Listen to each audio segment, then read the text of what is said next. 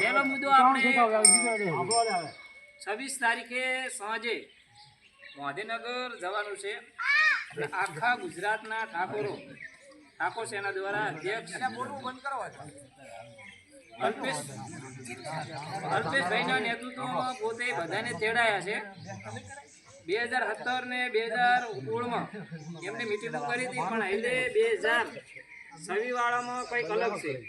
જે આપણું સરસ્વતી ધામ એટલે કે સ્કૂલનું જે ખાસ મુહૂર્ત કરવાનું છે એના અંદર સહભાગી બનવા માટે આપણે આમંત્રણ ગામડે ગામડે સમિતિઓને ત્યારે આપણે દીકરાની કરવાની હોય કે બરાબર, ત્યારે શું અંદર આપણે સમાજ બંધારણ કર્યું છે તો સગાઈમાં પુરુષ અને મહિલા મળીને 21 વ્યક્તિએ જવું, તેનાથી વધારે વ્યક્તિ સગાઈમાં જઈ શકશે નહીં.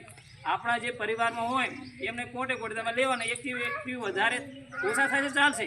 5 જણા જશે કે 11 જણા જાય બરાબર, અથવા ઘણા 21 જણા, એને વધારે તમે 50 100 જણા. મારે તો કે મોટું લોકેશન છે લોગાબા, તો એમ ચાલશે નહીં બરાબર. સગાઈમાં પોતાના કુટુંબ કે તેના સગા સિવાય અન્ય બીજાને આમંત્રણ આપવું નહીં. આપણે સગાઈમાં 5 જણા કે 11 જણા કે 21 જણા જે રૂપિયો નાળિયેર આવે બરાબર, અને જો આમંત્રણ આપે તો પણ જવું નહીં. સમાજના તમામ પ્રકારના પ્રસંગોમાં ઓઢમણા પ્રથા બંધ કરવામાં આવે છે. હવે આપણે ઓઢમણા સતત બંધ કરી દીધું છે. કોઈ પ્રકારનું આપણે કેસ બરાબર છે, પણ બાકી જે લોંજિયું લઈ જાય, હાડિયું લઈ જાઓ બરાબર, પછી પડી રહે એના ગોદરા થાય ને એ બધું હવે બંધ કરી દેવાનું, કોઈ હોરવાનું નહીં.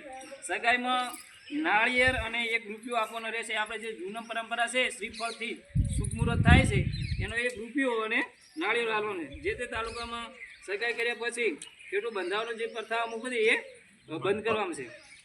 આ મુદ્દો નંબર 1 પૂરો થયો.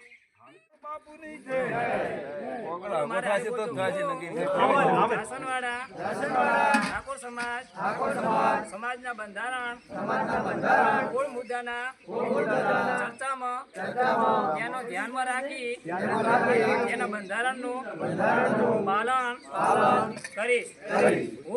હું સંમતિ આપું છું કે ગામ સભા વચ્ચે સદારામ બાપુ ઓગણનાથ ભગવાન हमारे जोगमाया भगवान साक्षी पालन कायम करी. बोलो सदाराम बापू की जय.